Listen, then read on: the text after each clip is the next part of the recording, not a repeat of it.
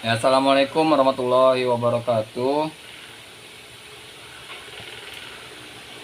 Waalaikumsalam warahmatullahi wabarakatuh.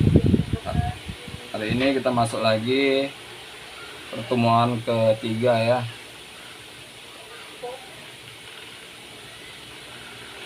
Ya, kalian ada yang nanya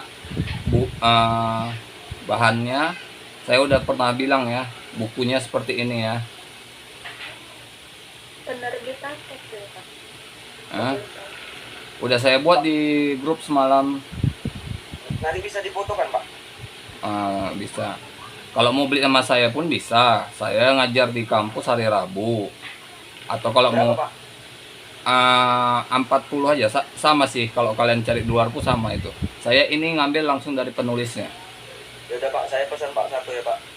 Kapan mau ngambil nanti kabari aja dari grup, mau ke kampus atau kemana. Saya Rabu pagi ngajar di kampus sampai jam 12. Intinya Bapak hari Rabu ya di kampus ya. Iya, sampai jam 12 ya. Sampai jam 12 ya. Kalau hari biasa nggak ada, Pak ya? Hari biasa kalau memang mau kabari jumpa di mana gitu, jangan terlalu di kampus, terlalu jauh. Oh, ya udah, Pak. Hari Rabu aja, Pak. Saya pesan satu ya, Pak. Iya, iya. Ya, hari ini kita eh, akan bilang dari definisi dan hakikat negara ya.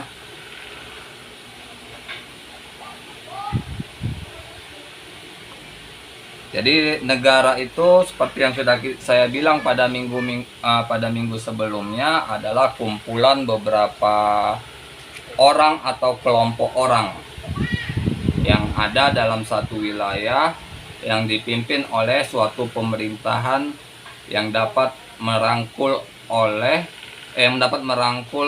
seluruh orang yang ada di wilayahnya ya.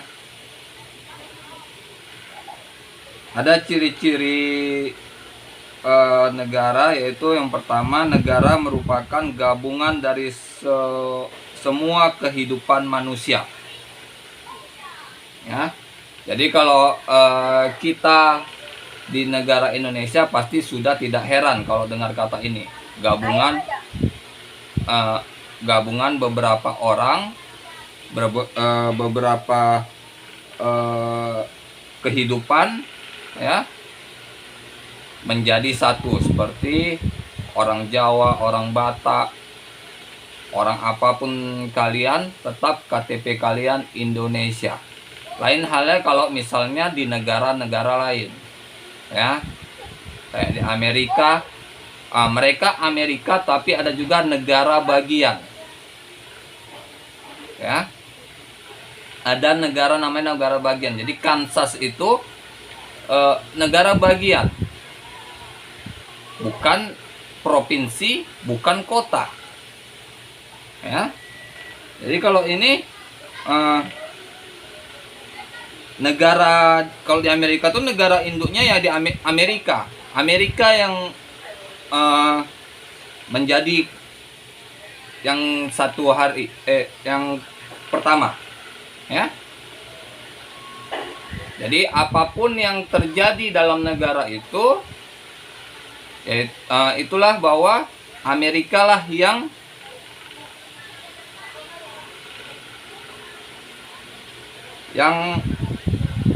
bisa mengatakan iya atau tidak ya. Lihat seperti yang saat sekarang ini, perang di Timur Tengah ya. Kita lihat perang di Timur Tengah. Mohon maaf sebelumnya yang kalau ada yang salah-salah nanti. Israel adalah negara bentukan Amerika ya. Dia yang meletakkan pertama Israel itu di daratan tanah Timur Tengah ya.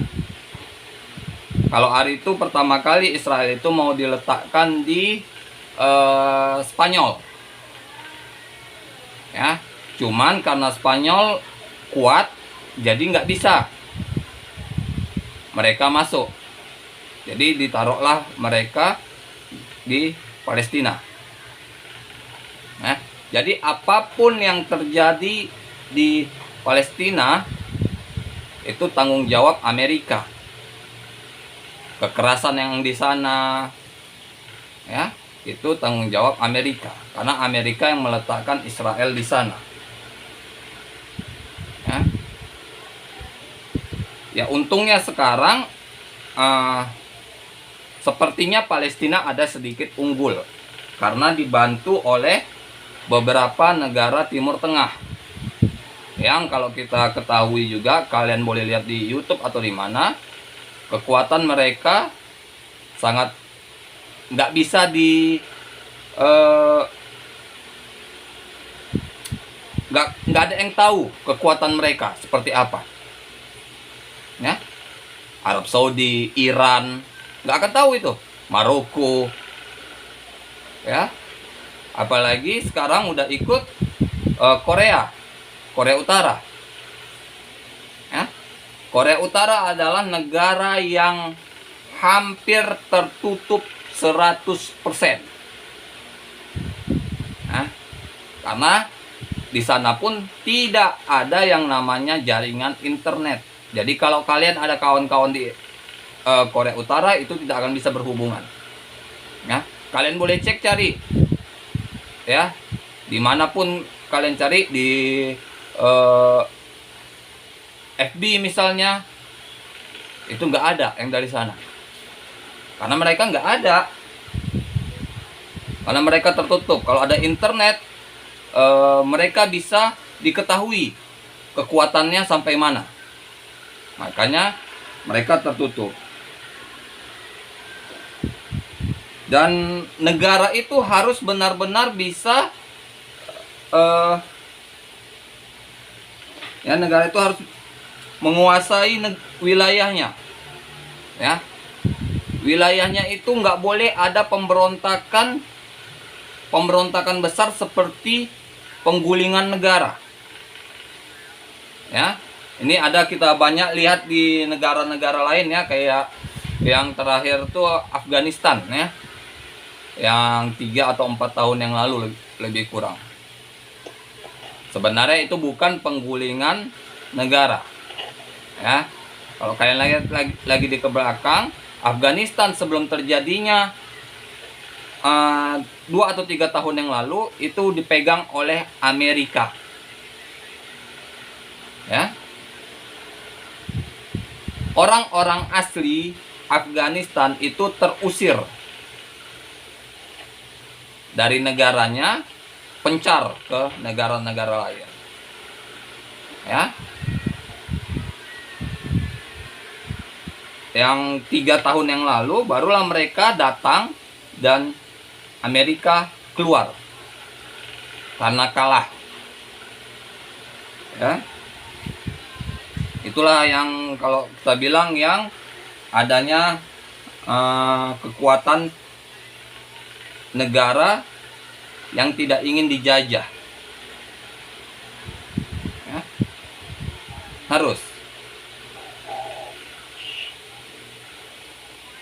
Ya, yang kedua, negara eksis karena adanya ikatan jiwa antar manusia dengan negara. Apa maksudnya? Bahwa setiap masyarakat yang ada di negara itu harus merasa dia memiliki negara itu.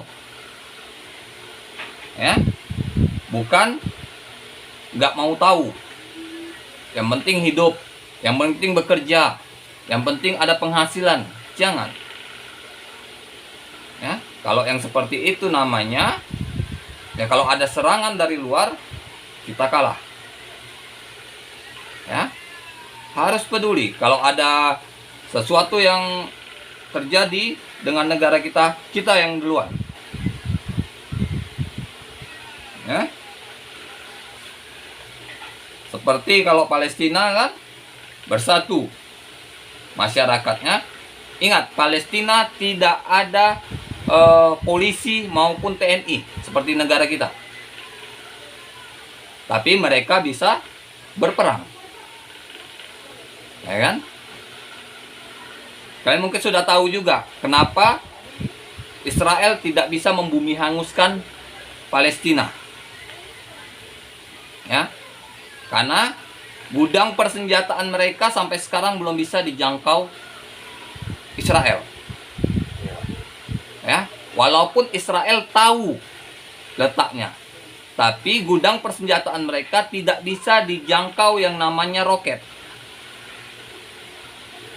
Ya, roket nggak akan bisa masuk. Ya, karena di bawah tanah 30 meter di bawah tanah. Roket mana yang bisa sampai? Pak, off kamera masih di kantor, Pak. Ya nggak apa-apa, nggak apa. Silakan. Ya, itulah kalau yang seperti itu Amerika pun nggak mau terlalu ikutan. Karena apa? Karena mereka nggak tahu kekuatan musuh sampai mana. Ya? Itulah setiap negara punya sesuatu yang nggak bisa diketahui. Ya, memang harusnya seperti itu. Supaya apa? Supaya menjadi kekuatan suatu negara itu jika ada serangan dari negara-negara lain. Ya, negara terdiri dari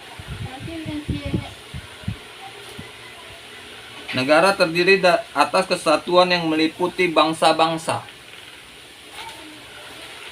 Ya, meliputi bangsa-bangsa. Jadi dalam suatu negara itu ada berbagai suku-suku bangsa, itu harus menjadi satu kesatuan.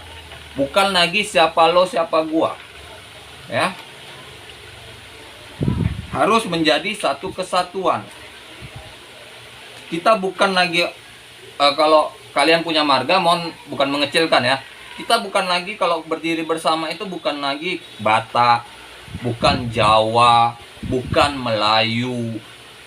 Ya. Bukan. Tapi tetap kita Indonesia, KTP-mu Indonesia. Ya.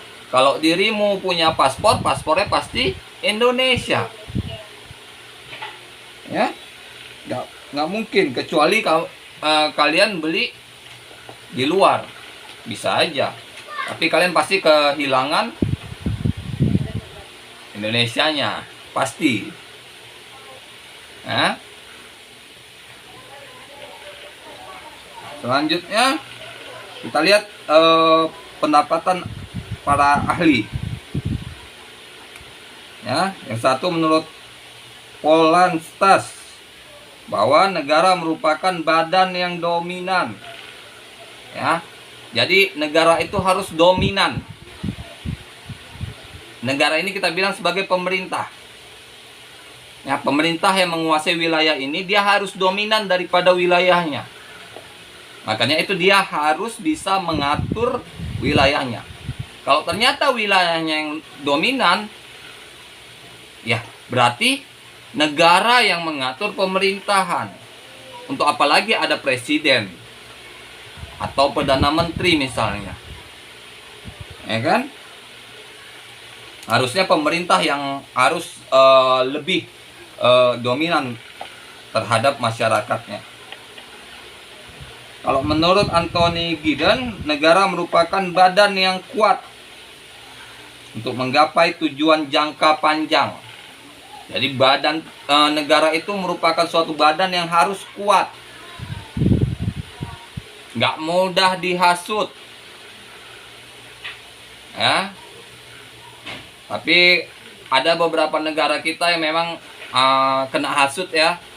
Seperti semalam itu Timor Leste yang dulu kita kenal sebagai Timor Timur. Ya. Kalau kalian mungkin lahirnya tahun 2000-an nggak akan tahu. Ya, mungkin tahunya dari sejarah. Bagaimana 1999 ya, Timur lepas. Ya, gimana kalau dulu memang Ya, kita akui aja bahwa dulu negara kita memang kuat, tapi di daerah-daerah yang terlalu luar itu tidak terlalu kuat. Ya, bahkan di sana tidak ada polisi. Yang kita cerita dulu ya, tidak ada TNI. Yang kita bilang sekarang daerah-daerah terluar dan terpinggir. Ya, berarti daerah-daerah yang dekat perbatasan. Itulah yang bahaya sebetulnya. Kalau terluar dan terpinggir nggak kita nggak kita terlalu lihat, nggak kita anggap mereka, terjadilah lepas seperti Sipadan dan Ligitan. Ya, mungkin ada yang udah dengar, ada yang baru pertama. Kalau Sipadan Ligitan itu pertama kali itu seharusnya Indonesia. Ya, Indonesia.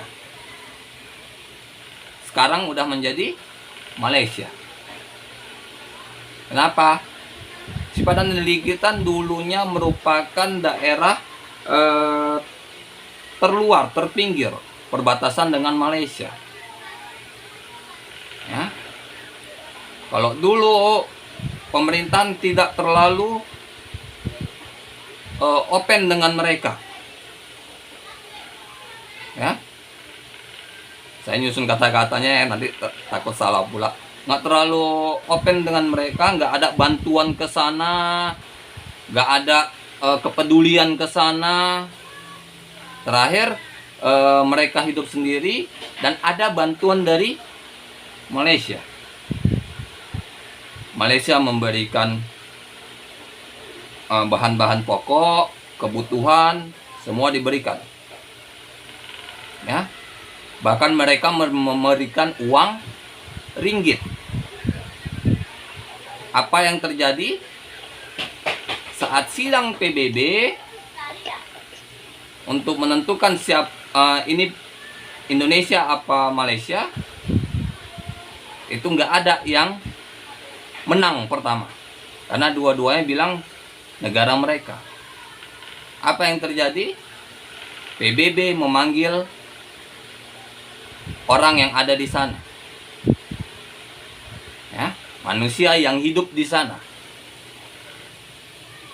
Apa yang terjadi saat ditanya, kamu negara mana?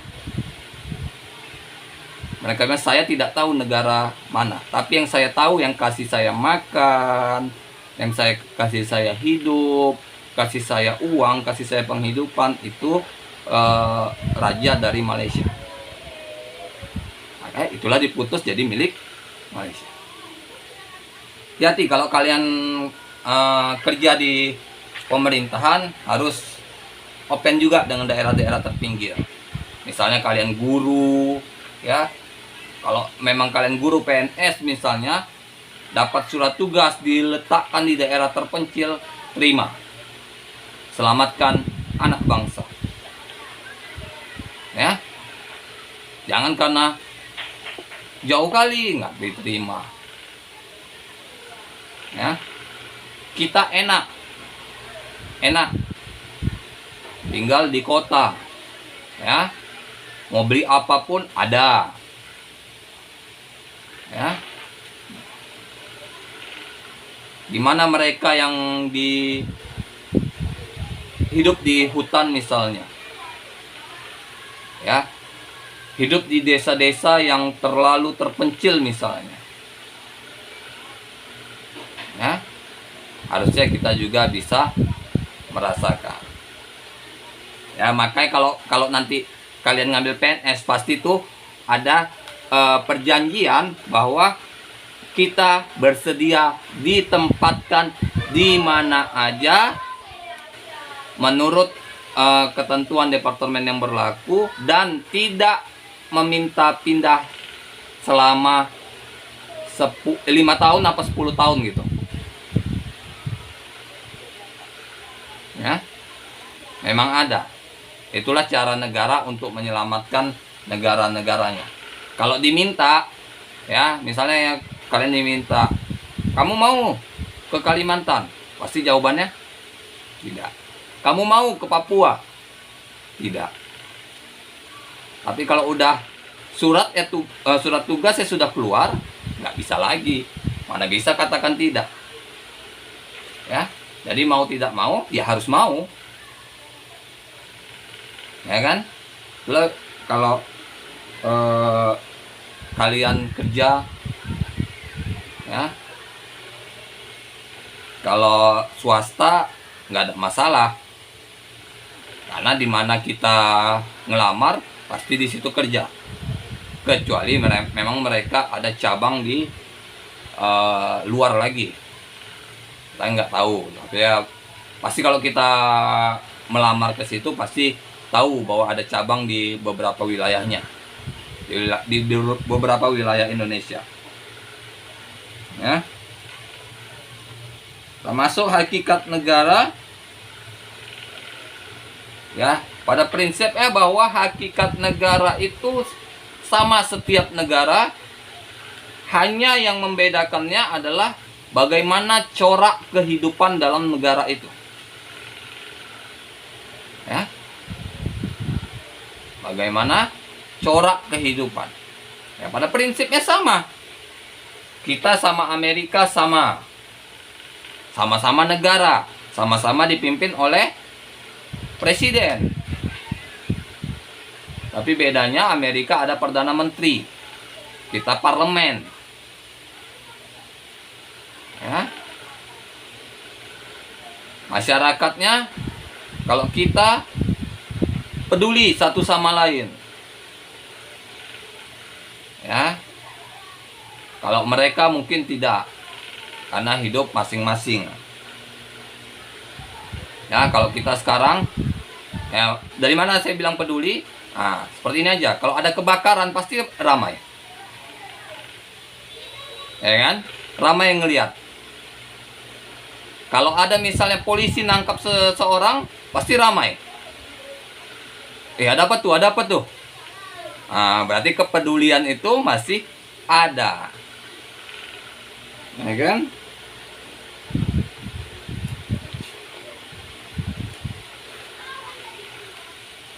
Jangan sampai kepedulian itu tidak ada, karena akan sangat rentan bahwa kita bisa diserang oleh negara-negara lain.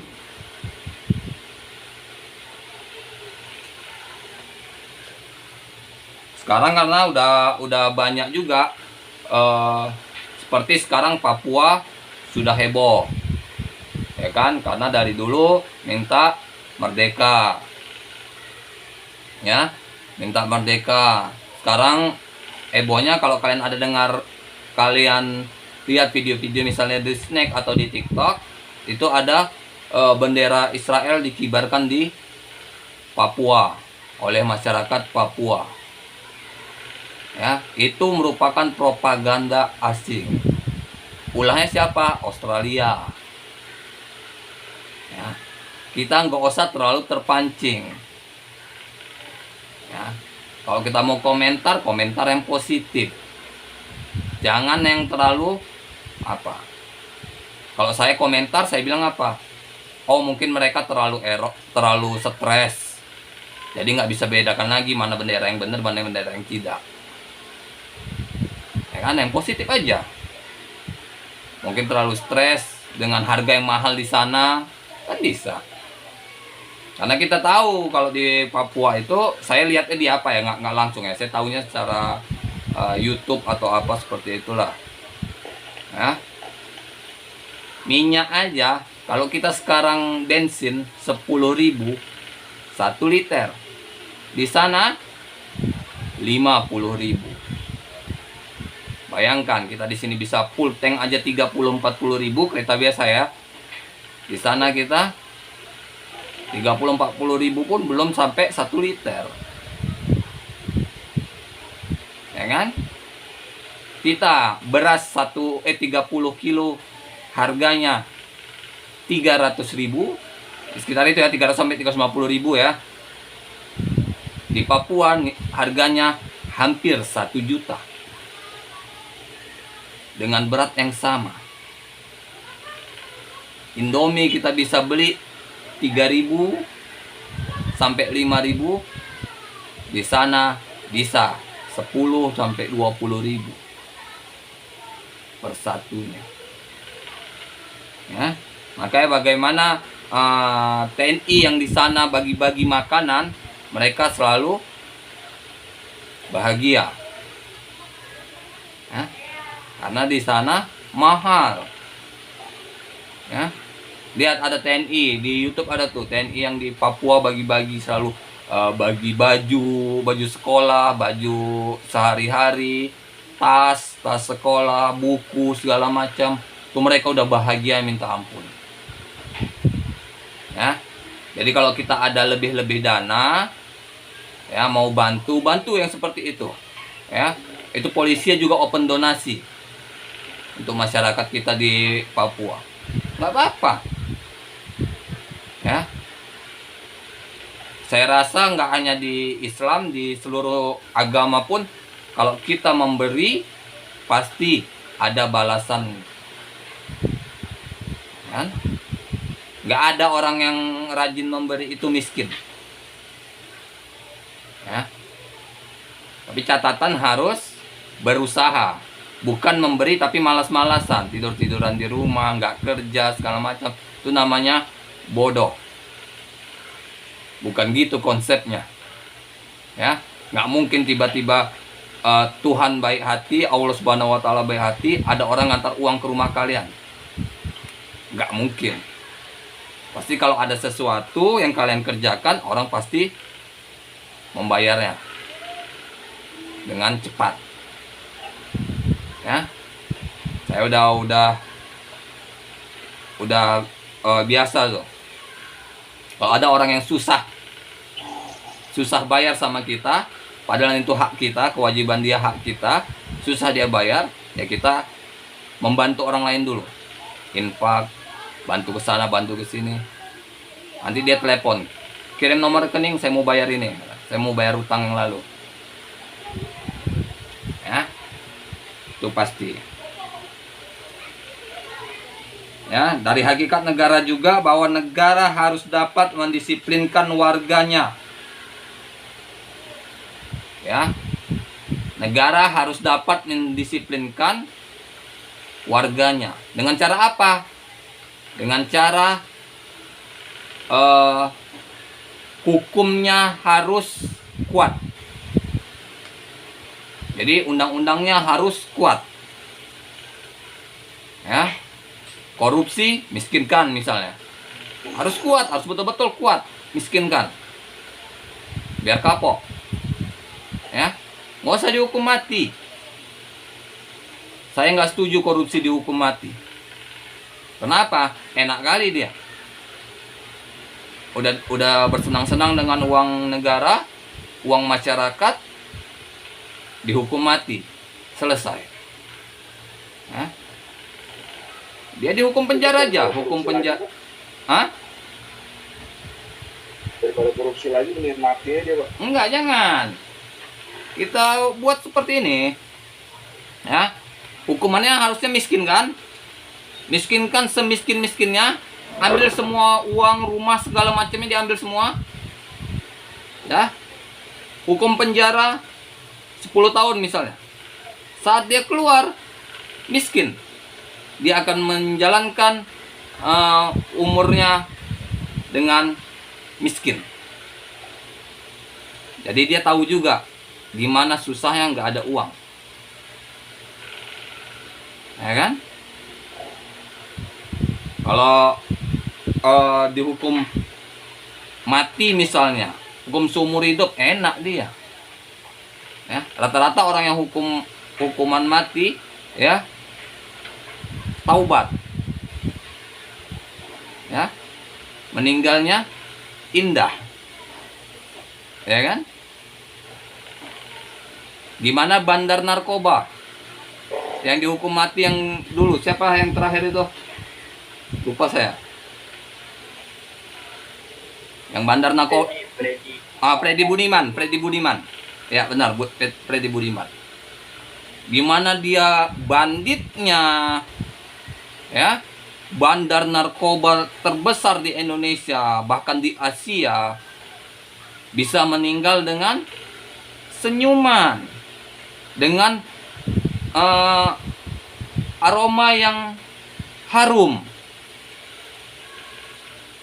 Kenapa? Karena dia udah tahu tanggal meninggalnya. Misalnya meninggalnya 2 tahun lagi, ya dia tinggal sholat, baca Quran, zikir, udah enak, ya kan? Dia baca Quran di hari-hari terakhirnya itu 7 kali, ya, 1 hari 7 kali. Itu kita udah tahu tanggal matinya, tinggal gimana mempersiapkannya. Kan enak kayak gitu kan. Udah korupsi dia dihukum mati, udahlah, sholat puasa Senin Kamis, ya, sedekah, suruhnya istrinya sedekah, anaknya sedekah, ya kan, masih ada uang bapak, sedekahlah dulu. Itu enak kali kalau saya bilang, miskinkan. Tapi kenyataannya nggak berjalan begitu. Iya, itu makanya kita bisa seperti inilah, sampaikan dengan bahasa-bahasa yang halus di YouTube atau apa, sampaikan dengan bahasa-bahasa yang halus. Jangan kita menyalahkan aturan, nanti dipanggil polisi pula kita, ya kan. Makanya bahasa-bahasa yang halus seperti ini enak, semuanya dengar enak, nggak takut. Kan nggak terlalu banyak yang kita takuti, ya. Makanya kalau kalian misalnya nanti rezekinya ke depan jadi anggota DPR, jadi pejabat, jadi anggota DPR lah bilang, ya. Kalau kalian jadi DPR, saya sangat nggak setuju kalau kalian kerjanya 1 hari itu hanya di kantor saja. Nggak ada. Itu saya. Kalau kalian jadi anggota DPR seperti itu, nggak usah bilang kalian pernah kuliah sama saya. Jadi harus bagaimana, Pak? Iya, kalian kan wakil rakyat. Ya kalian turun ke wilayah kalian, tanya sama masyarakatnya, apa yang perlu saya lakukan untuk kalian, apa yang kurang, apa yang di sini, entah banjir, entah banyak yang buang sampah sembarangan, entah mungkin modal kayaknya itu, Pak. kalau memang wakil rakyat kayak gitu semua, lancar nih hidup masyarakat. Makanya kalau ada saudara kalian yang jadi wakil rakyat, sampaikan seperti itu. Kata dosen saya Pak Adri, kalau Om jadi wakil rakyat, jangan di kantor-kantor aja, ke daerah pemilihannya cepat. Kalau yang nggak pakai nyogok bisa Pak begitu kerjanya. Tapi kalau pakai nyogok harus modal dulu kayaknya itu. Janganlah. Walaupun apa kita bayar ke partai, kita kan udah tahu resikonya. Kita ikut caleg, berarti kita adalah wakil rakyat. Ya, wakil rakyat berarti rakyat lebih tinggi daripada kita, bukan kalian yang lebih tinggi daripada rakyat, ya kan? Kepala sekolah, wakil kepala sekolah, mana yang lebih tinggi? Kepala sekolah, ya kan? Jadi rakyat dengan wakil rakyat, mana yang lebih tinggi? Ya rakyat. Jadi yang harus kalian dengarkan rakyat. Iya, kalian turun daerah pemilihan kan, paling satu orang 4 daerah pemilihan, ya kan? Ya, 4 daerah pemilihan, 1 bulan 1 daerah aja dia keliling-keliling. Masa nggak bisa? Ya, 4 daerah pemilihan berarti 4 bulan, 8 bulan dia bisa kerja di kantor DPR-nya. Nggak akan disalahkan kalian kalau nggak ke kantor. Tapi kalian memang harus ke kantor pagi dulu. Absen, baru kalian keluar. Ya. Kalian ke kantor hanya saat rapat. Jangan setiap hari di kantor. Jadinya apa namanya ya? Suntuk ya. Sampai ada yang Makan gaji buta. ada yang ketiduran. Itu pas lagi rapat juga banyak yang tidur, Pak. Orang keenaan kena AC terus ya ngantuk lah. AC-nya kencang. Kalian di AC terus dari pagi sampai sore. Nggak tahu tuh waktu keluar udah malam. Ya kan ketiduran di dalam. Kena AC terus mata sayu. Ya kan kalau kerja di AC pasti mata lama-lama ngantuk. Ya kan? Kalau kalian kerjanya full AC ya, di kantor yang full AC saat sekarang ini pasti ngantuk. Bawaannya ngantuk. Makanya harus sesuaikan. Kecuali kalian memang kerjanya di wilayah AC, ya udah apa-apa. Misalnya kalian dapat rezeki kerja di bank, jadi CS, jadi teller, ya nggak mungkin juga kalian keluar. Memang disitulah, ini kan kalau kita kerja sebagai wakil rakyat, kita ceritanya sebagai wakil rakyat.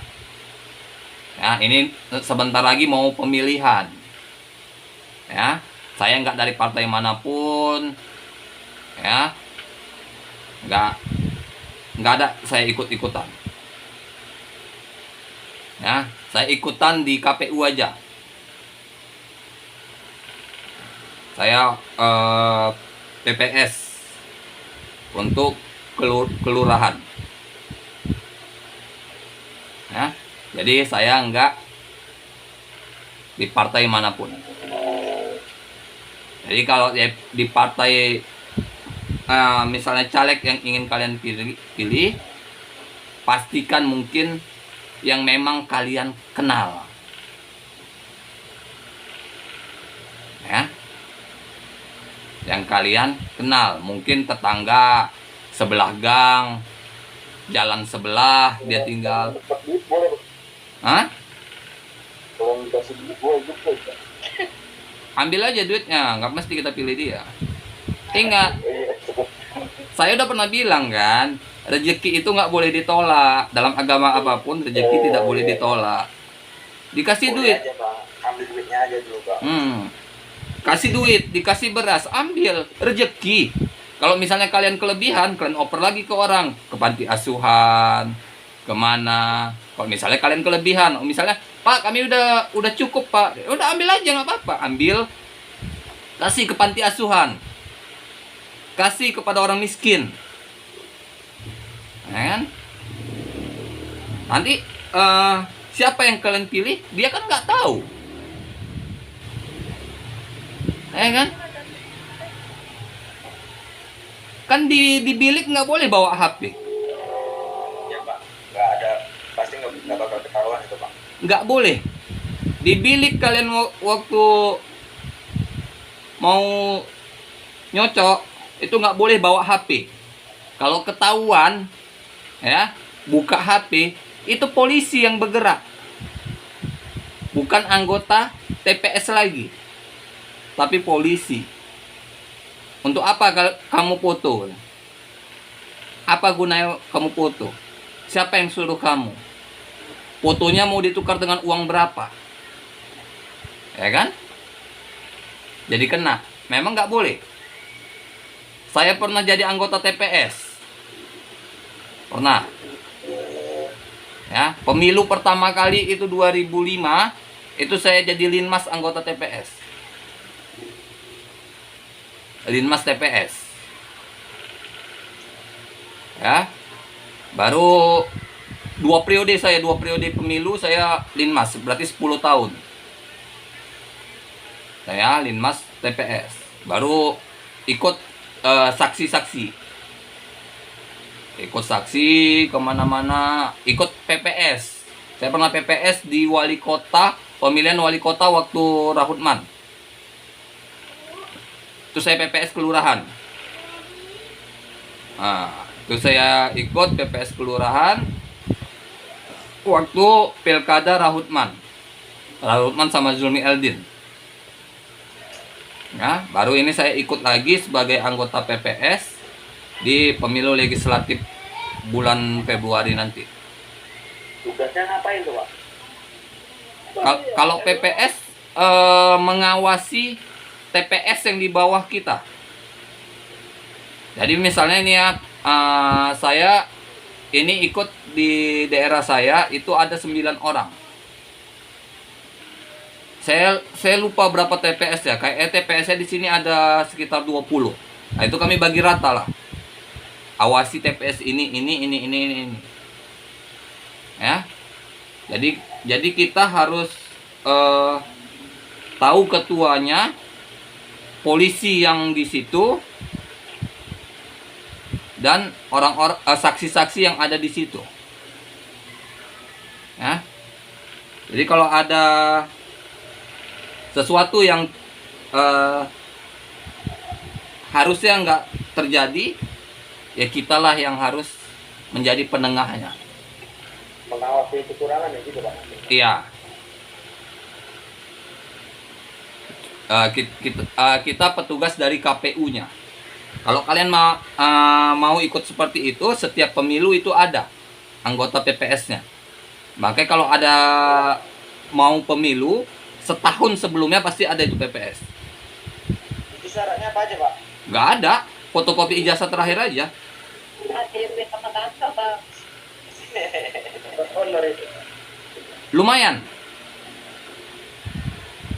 Bisa beli ban lah, Bang Pajero. 1 bulannya 800.000 bersih. Kerjanya nggak tiap hari, kerjanya kapan dibutuhkan. Enak kali tuh, Pak. Nah, makanya kerjanya 12 bulan. Proses penghitungan di Indonesia terkait pemilu itu kenapa lama ya? Apa tuh? Proses penghitungan kenapa lama ya, Pak? Karena saya dulu pernah lihat di Kuala Lumpur, Malaysia. Itu satu hari pemilu. Kok 3 hari sudah pengumuman ya. Hanya agak sedikit saya tanya kan, manual atau otomatis? Manual. Terus kita juga jadinya. Saya menurut Bapak kira-kira karena kebetulan sudah lama. Kenapa bisa begitu lama, Pak? Sampai beberapa waktu itu bahkan sampai 10 bulan lah. Ya kan? Mungkin detail dulu kali, Pak. Iya, itu gimana pada pelaksanaannya itu di sana. Kita kan nggak bisa selalu melihat, ya kan? Mungkin terjadi sesuatu di belakang kita. Nah, jadi memang biasa itu kadang bisa lama, kadang bisa cepat. Dan Bapak termasuk mulia juga. Ya. Gimana? Bapak termasuk mulia juga lah sebagai PPS. Iya. Dan risiko keselamatan jiwanya nggak dikawal. Kalau kita yang orang-orang PPS nggak ada pengawalan.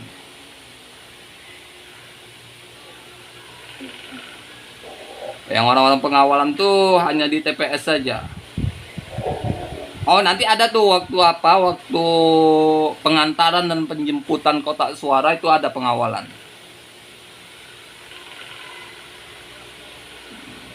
Itulah kita minta tolong sama polisinya.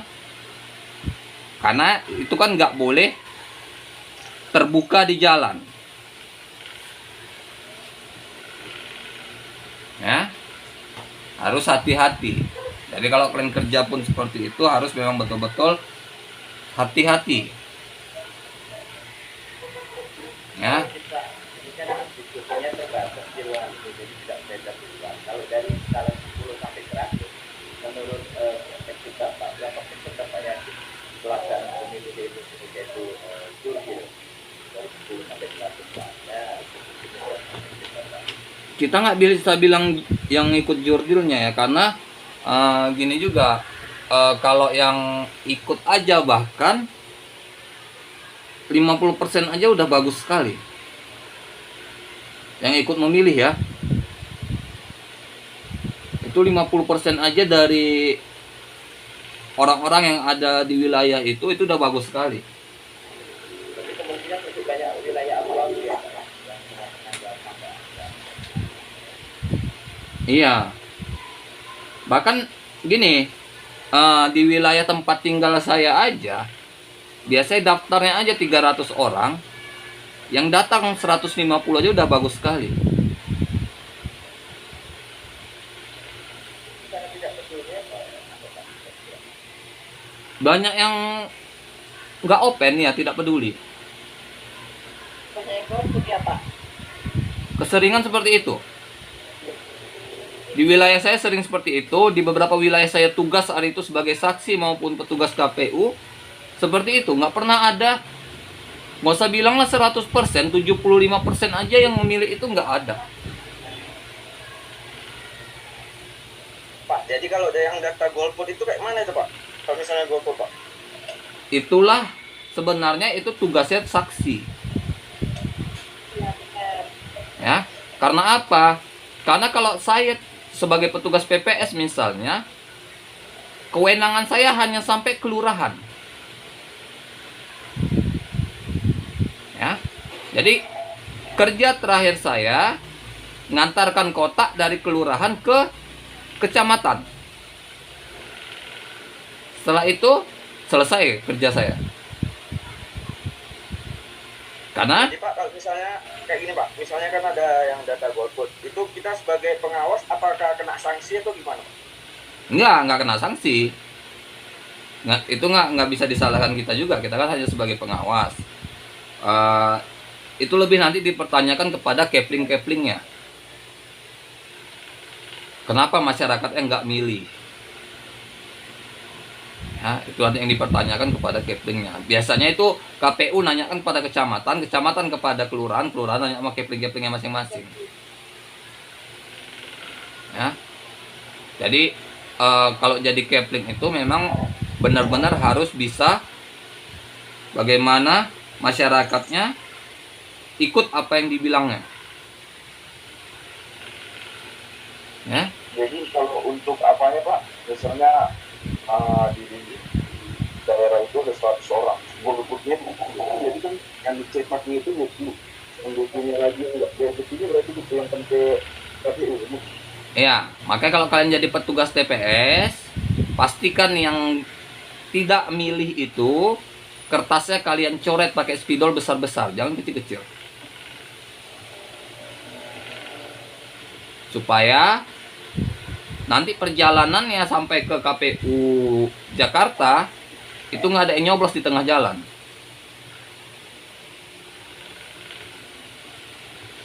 Ya. Apalagi Boleh sekarang gitu ya Pak? Hah? Kalau dicoret besar-besar gitu Pak? boleh.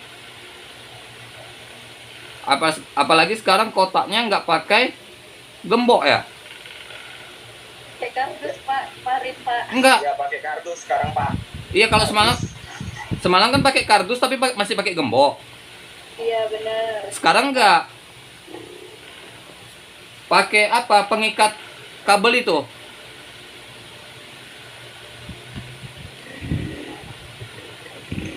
Yang pengikat kabel, lupa saya namanya, apa namanya itu? Yang pengikat kabel yang supaya nggak berserak itu. Nah, pakai itu. Tapi katanya itu dibuat khusus, bukan yang dijual di luar. Dibuat khusus. Itu tidak bisa dibuka kecuali memang digunting. Yang bisa buka hanya orang KPU. Jadi setiap KPU itu udah ada satu petugas yang ditugaskan untuk membuka itu. Seperti itu.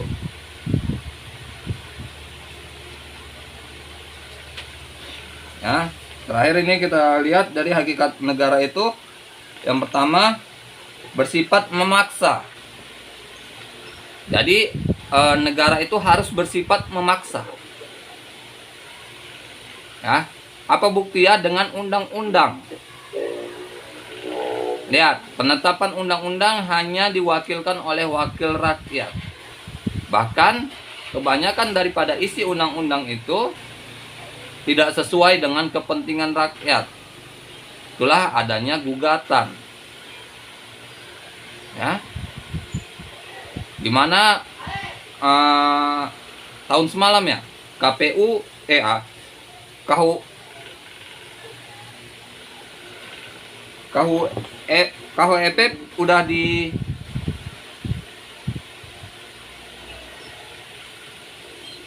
udah ada kita,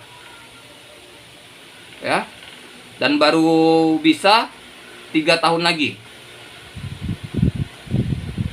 ya.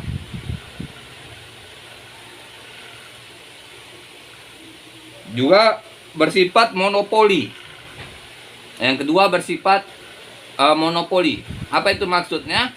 Bahwa negara itu harus tahu apa kepentingan wilayah negaranya dan apa yang bisa dikembangkan oleh wilayah negaranya tersebut.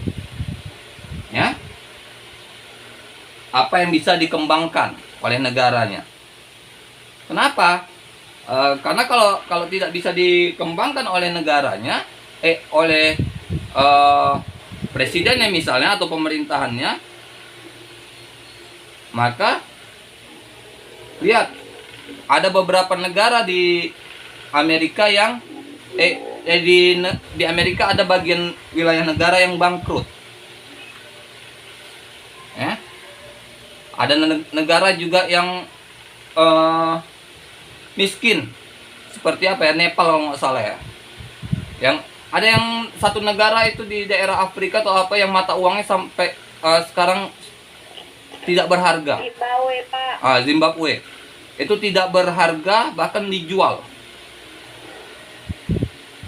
Ya.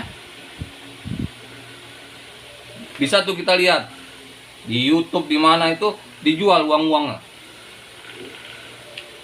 Kenapa? Karena uang-uangnya udah nggak laku lagi. Apa yang menyebabkannya? Itulah, uang itu bisa berharga kalau pemerintah membuat negara kita bisa dihargai. Ya. Harus bisa, apa yang bisa dihargai. Kalau di negara kita sudah tidak ada lagi yang bisa dihargai, maka seperti itu bisa terjadi kebangkrutan dan yang lain-lainnya. Pak, izin Pak ya, maghrib dulu Pak. Ya, satu lagi ini sudah selesai. Ada juga bersifat, yang terakhir itu bersifat memaksa, mencakup semua. Ya, jadi apa yang diatur oleh pemerintah itu, presiden itu harus mencakup semua wilayah negaranya. Ya, makanya dalam pembuatan KUHP juga nggak ada nih KUHP untuk orang timur, orang barat, nggak bisa, ya. Untuk orang Papua misalnya, untuk orang Jawa nggak bisa. Harus KUHP itu, kok yang namanya KUHP itu harus bisa untuk semua orang, ya. Kalian bisa lihat KUHP nasional itu udah ada di internet. Kalian bisa download, kalian bisa baca-baca. Ya, kenapa saya bilang seperti itu? Ini kalian semester 1. Kalian nanti masih kuliah dengan KUHP Hindia Belanda. Ya. 3 tahun yang akan datang berganti dengan KUHP nasional, maka kalian saat menyusun skripsi harus pakai KUHP nasional. Jadi kalau nggak kalian pelajari dari sekarang, kalian akan bingung nanti. Ya, ngerti kan yang saya bilang kan? Kalau sekarang mungkin dosen-dosen pidana, dosen perdata kalian masih pakai KUHP yang lama, memang harus seperti itu. Tapi nggak ada salahnya kalian di rumah, kalian download, kalian baca. Nggak perlu kalian print. Kalau misalnya banyak kali, Pak banyak kali Pak, nggak perlu kalian print. Saat kalian nggak kerja, kalian lagi santai, kalian baca. Oke? Nah, ini udah azan juga. Ya, saya pikir hanya sampai sini saja. Ya, kita jumpa lagi minggu depan. Assalamualaikum warahmatullahi wabarakatuh.